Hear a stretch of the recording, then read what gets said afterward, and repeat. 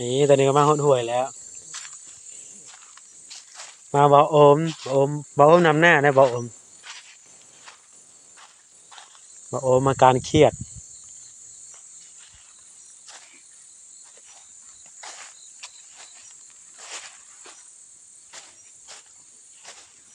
อุ้ยงูนี่งูน้ำพุ่นไปแล้ว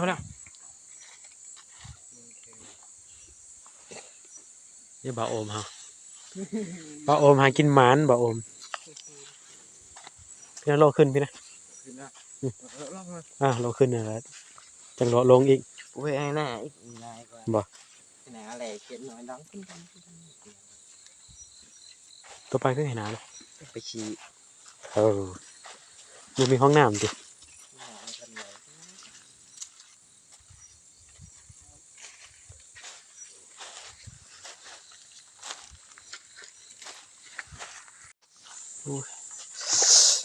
น้ำห่วยเย็นเลย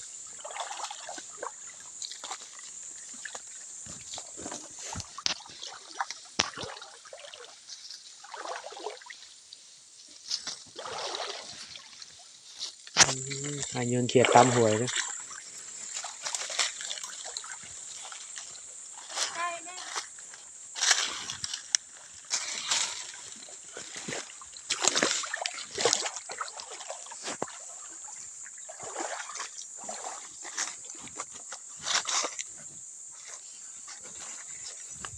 โอ้ยนี่ใช่ไหม